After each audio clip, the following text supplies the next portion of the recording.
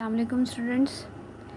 कल हमने केमिस्ट्री का topic 9.2 law of mass section discuss किया था, जिसमें हमने केसी यानी कि इक्विलिब्रियम कांस्टेंट की डेरिवेशन की थी जनरल रिएक्शन के लिए। तो आज जो है वो हमने केसी से रिलेटेड दो एग्जांपल्स करनी है, लेकिन इससे पहले हम इसकी डेफिनेशन देखेंगे कि इक्विलिब्रियम कांस्टेंट है क्या। डेफिनेशन है इक्विलिब्रियम कांस्टेंट की। Equilibrium constant is the ratio of the product of concentration of products raised to the power of coefficient to the product of concentration of reactants raised to the power of coefficient as expressed in balanced chemical equation।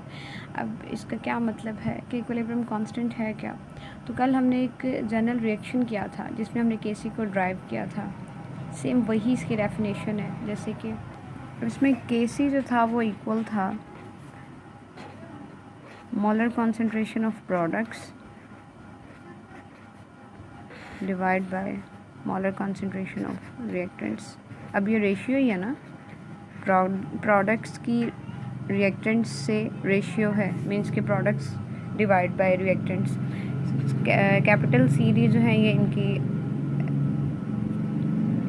Product है और small C D जो है ये इसकी molar concentration है। इसी तरह से कैपिटल ए बी जो है ये रिएक्टेंट्स हैं और स्मॉल ए बी जो है ये मोलर कॉन्सेंट्रेशन है रिएक्टेंट्स की। तो यही इसकी डेफिनेशन में बताया गया है कि के सी जो है ये एक रेशियो है जिसमें प्रोडक्ट्स डिवाइड बाय रिएक्टेंट्स, और इसके जो मोलर कॉन्सेंट्रेशन है उसको पावर में मेंशन किया जाता है। जिस तरह से ये small C D small A B जो है ये मोलर कॉन्सेंट्रेशन ही है ना, तो इनको पावर्स में मेंशन किया जाता है। तो ये तो थी इसकी डेफिनेशन। नेक्स्ट जो है वो इससे रिलेटेड एग्जांपल्स करते हैं। पेज नंबर 8 पर एक एग्जांपल दी गई है जिसमें 1 मोल ऑफ नाइट्रोजन और 1 मोल ऑफ ऑक्सीजन कंबाइन होते हैं और मिलकर बनाते हैं 2 मोल्स ऑफ नाइट्रोजन मोनोऑक्साइड। अब इस एग्जांपल के लिए इक्विलिब्रियम कांस्टेंट एक्सप्रेशन किस तरह से ड्राइव कर सकते हैं। एग्जाम्पल दी गई है 1 mole of nitrogen plus 1 mole of oxygen, reversible reaction 2 moles of nitrogen monoxide. अब ये रिवर्सिबल रिएक्शन है तो इसमें फॉरवर्ड रिएक्शन भी होगा, रिवर्स रिएक्शन भी होगा। लॉ ऑफ मास सेक्शन में हमने पढ़ा था कि रेट ऑफ फॉरवर्ड रिएक्शन जो है ये डायरेक्टली प्रोपोर्शनल होता है molar concentrations of reactants N2 और O2। अब इनकी मोलर कॉन्सेंट्रेशन ये भी 1 मोल है, ये भी 1 मोल है, तो 1 को हम मेंशन नहीं करते। जब इसका प्रोपोर्शनैलिटी साइन ख़त्म करेंगे तो RF जो है वो इक्वल हो जाएगा KF के, और साथ आ जाएगी इसकी मोलर कॉन्सेंट्रेशन रिएक्टेंट्स की। इसी तरह से rate of reverse reaction directly proportional होता है प्रोडक्ट्स के मोलर कॉन्सेंट्रेशन ऑफ प्रोडक्ट्स। अब इसमें 2 मोल्स ऑफ नाइट्रोजन मोनोऑक्साइड के बने थे तो इसकी मोलर कॉन्सेंट्रेशन हमने यहाँ मेंशन कर दी। अब प्रोपोर्शनैलिटी साइन को ख़त्म किया है तो ये KR के इक्वल हो गया NO2। अब RF जो है वो इक्वल होता है RR के, तो इनकी वैल्यूज़ पुट करेंगे N2O2। रिवर्सिबल रिएक्शन किसके इक्वल है KR NO। KF जो है डिवाइड हो जाएगा KR इज इक्वल टू, अब ये प्रोडक्ट्स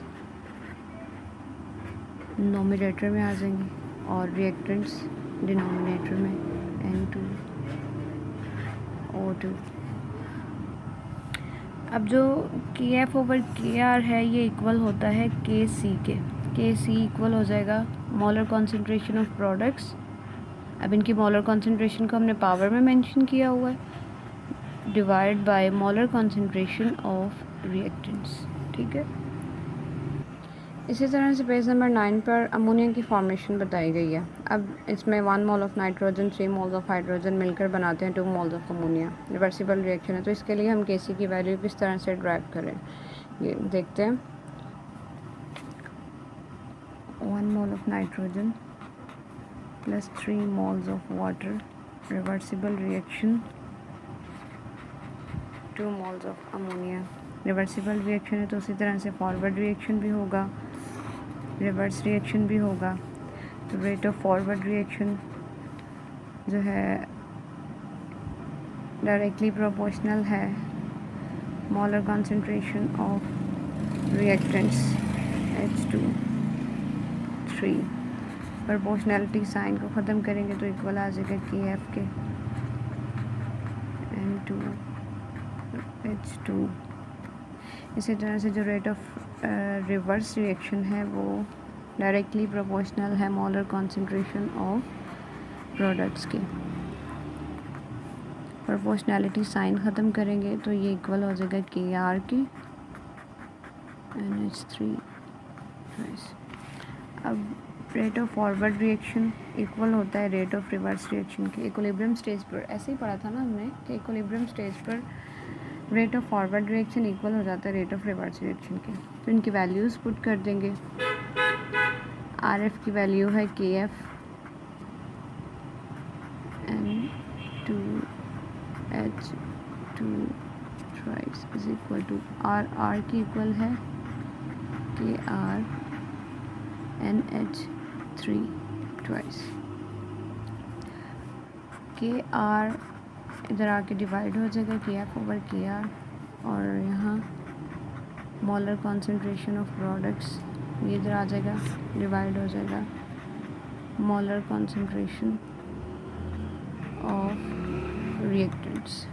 ठीक है, इसी तरह से KF ओवर KR जो है ये इक्वल हो जाएगा KC के equal to NH3 twice divide by N2 और H2। यही KC की डेफिनेशन है जिसमें प्रोडक्ट जो है वो नॉमिनेटर में दी जाती हैं, मोलर कॉन्सेंट्रेशन जो है उसको पावर में मेंशन किया जाता है और जो रिएक्टेंट्स हैं उनको डिनोमिनेटर में लिखा जाता है और मोलर कॉन्सेंट्रेशंस को पावर में मेंशन किया जाता है। ठीक है।